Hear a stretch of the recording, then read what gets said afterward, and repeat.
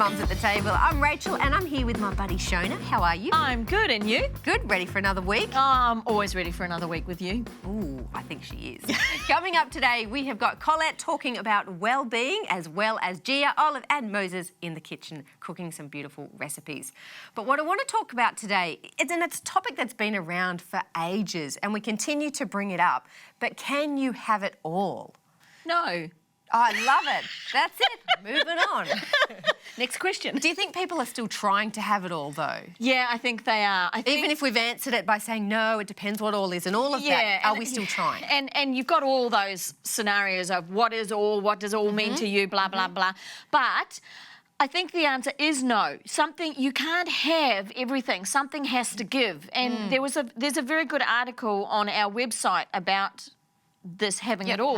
And she says that she hasn't been able to have it all. She has a career, but if she wants the career, something else has to go. Give. And I've felt that. You know, if you go back to work, the housework slips, or the kids' homework's not getting done, or, you know, the food's not getting cooked. So for me, the answer is definitely no, you can't have it all. And I think we're sort of roundabout coming to that conclusion again. To have this will be sacrificed. Therefore, it's not all. And it's balancing those scales. Blend is the new balance. Oh. Yeah. Balancing those scales and saying, right, in this season, what's of value to us, what's important, how are we going to achieve this? That's the crux of it. What is the centre of your life that is important? But why are we still trying to have it all? What are we fighting for? That's the question I'm asking myself these days. Do you think it's social media, the fact that... It was before social media came around. I think women were still trying to have it all. And I think it actually just goes back to, I think we're trying to match men. And I think we've got to come back and go, hang on, we just got to match life. We've got to match what works for me. We're trying to match men. I think that's where it started. I remember being young and you watched some TV interviews about women who had it all and who were at work, and it was all about, yep, I can do what a man is doing. And I know that might sound a little bit old-fashioned, but I remember for me that's where that topic really started when I was young and hearing it. Right. So how do you feel like you can have it all? No, I don't, because I sacrifice. I sit down and cry when I can't get it all together. So do you know what I mean? You're like, I'm not achieving this, I'm not achieving that. But that's me putting pressure on myself unnecessarily. And I love that when you start to realise that and you build that community, you actually go, hang on, together we can have so much more. You know, together if we work on this, we can actually achieve more than when we do on our own. And that's why we've got our great Facebook group page, Mums at the Table group Facebook page. Have a look at it. There are so many women there supporting each other, talking about things. Jump on and have a look. Hey, thanks for joining us for a chat. I'm sitting with Colette and we're talking about the good old selfie. Who doesn't love a good selfie? But apparently, I know I tend to think selfies associate them with being a little bit selfish, but they're not that bad after all, apparently. Yeah, so we always hear that, teens taking selfies means they're really narcissistic. Self-absorbed. Yep. And I think, I often have a saying that I think... teen bashing or verbal teen bashing is kind of like a national sport. I think our poor teens can't win. If they're taking selfies, there's something wrong. If they're spending time online gaming, there's something wrong. And really, just because our teens take selfies doesn't make them a narcissist. Really what our teens are doing is they are actually trying to show the intent very often. They're trying to show this is where I am. And whenever I do a seminar with teens or parents, I say, how many of you have sent a text message and it's been taken completely the wrong way? And that's why we invented emojis, to try and go, happy face, this is what I mean by it. And so our teenagers are doing the same. They're sending a message, say on Snapchat, to their friends, but they show their facial expression often. And it's trying to convey, I'm happy about this, or this is what I feel. There's this new thing that I've seen happening. Young people are actually taking little videos, kind of the first part of a conversation, saying something, sending it to a friend. A friend will send a video back of themselves answering. So there's kind of this conversation happening. And so our teenagers are not just able to speak emoji, they're actually learning facial expressions, they're learning to communicate.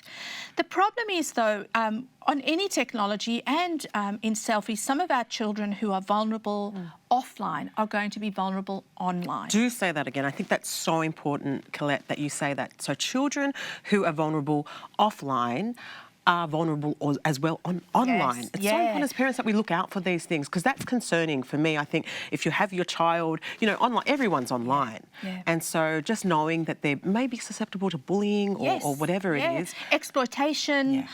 So if our children are vulnerable, we need to just be a lot more aware. Don't think when your child goes online, suddenly, you know, there's this world that makes them immune or puts a barrier around them. They're actually still vulnerable. And so for healthy friendships to happen online, they actually need to happen offline to start with. As parents, how can we see that our child is having healthy relationships offline and online? Are there things that we should be looking out for? So particularly our young children, what's so important is parents forget that children should not have social media under 13. 13 and up is the age our children should be getting Snapchat and Instagram and so on. And so it's being aware of that, because we open up a new door when that happens.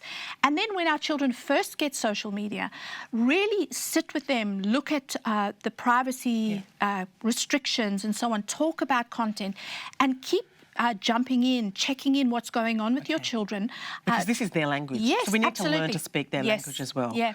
And as they show maturity, you can begin to pull away and step away, but do not hand over a device and say, there you go, now, you know, start your Instagram account. We're actually asking for trouble. But in that, when our teens take selfies and chatting to their friends, let's be a little bit gracious. They're actually doing okay in many areas. And if they're not, those are the times we need to jump in and give them some help. Thank you so much, Colette. Now, I hope that helps you keep your arms strong, keep your selfie game strong too. All right, so we're going to talk about blessings today and being blessed. Now, there seems to be this, I guess, craze out there. People are putting their photos up on social media. Yeah, hashtag blessed. Hashtag blessed. And is it being overdone, or are people just genuinely grateful for the good things that are happening to them? Well, you'd like to think that. Yeah. Grateful for all these great things that are happening to them, for, you know, the sunshine and the holidays and the food and everything that hashtag blessing. Well, you know, maybe there are, because there have been a lot of hard things happening over the last 12 months around the world, not just, you know, in Australia with bushfires in the last, you know, months and that sort of thing. So maybe people are looking a bit deeper and going, do you know what? This was great. Blessed. I am blessed. I was grateful for this, because so much negativity is happening over here. Yeah. Does that bring up, you know, then the topic of gratitude and being grateful for things? Or is it, are you being blessed or are you lucky? Because I've had people say to me, oh, I'm so lucky. And Gary and I sort of look at each other and go, well, you know, maybe you're blessed, not just lucky.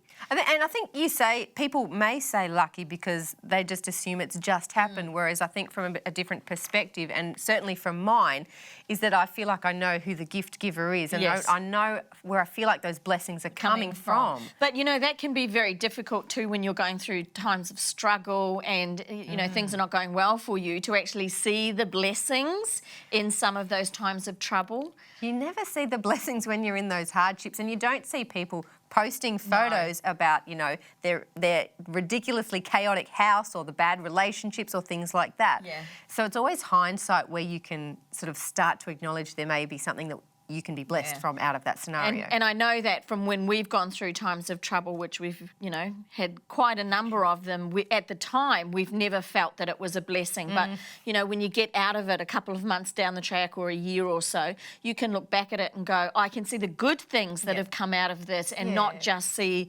the troubles and the... So it's not just the good things that are happening to us now. There are blessings that can actually be taken from lots of things. And I guess the next step is then modelling that to your kids, you know, making sure that they see that you're grateful for things. so that they take on that. Pray about those things that you're grateful for. Yeah, and look, I don't do it all the time, but there are times where you sit down with your kids and you go, you know, what was something good that happened today? Let's talk about it. Let's acknowledge that and focus on the good. And I mean, there's research out there that always talks about being grateful. Write it it's so in a good for your journal. health and, you know, all of those things. So it's something that you can do with your kids, do with your partner, do with your friends. But I'm loving the positivity out there and people actually acknowledging the great things that are happening to them. Oh, Mexican lunchbox. That's what we're making today. This one's for the women, for the mummies and the daddies. The older kids, Mexican lunchboxes. Actually, Momo actually loves this as well. He's tried it and he's liked it.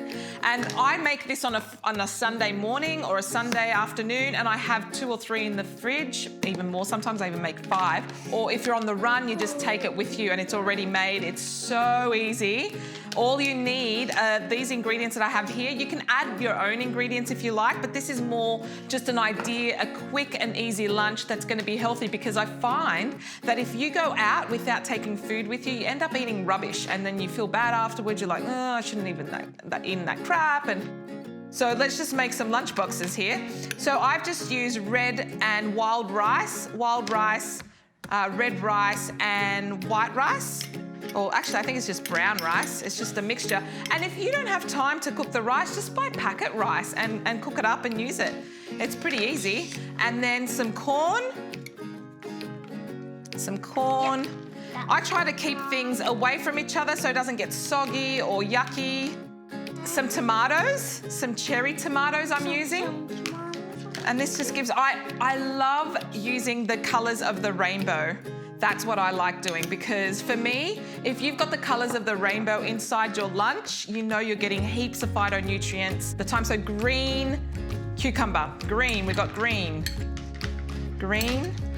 yeah. So cucumber, and we've got some shallots. And don't forget olives. Shallots, yum. I love shallots. Don't forget olives.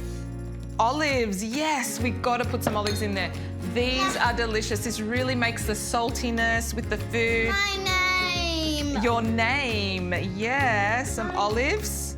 Actually, let me put some of this in first, some lentils. No. So I always put a protein in there as well. Yeah. So lentils are my protein, my source of protein of the olives. Can I chop away my olives? Wow, look at that. You've got all your good fats. And there you have it, your little Mexican salad box ready to go for the week. If you make 4, they will last just fine. After 4 days, your rice gets a bit crunchy. So yeah, you're better off having it in 2 to 3 days. There you go. Look at how awesome those colours look. They look amazing. If you have any lunchbox ideas like this for families, please post it on our Facebook page with your underneath this recipe that we've shared with you, or please follow us on YouTube. Subscribe to our YouTube channel, Mums at the Table, and you'll get lots of different recipes like this, ideas. Thank you for watching. We'll see you next time. I think that sort of brings us to a close, but don't forget, we've got social media you can jump onto, we've got a magazine you can subscribe to, and we've got e-news. So if you want to get those articles coming to you every week, jump onto our website and subscribe there. We'll see you later.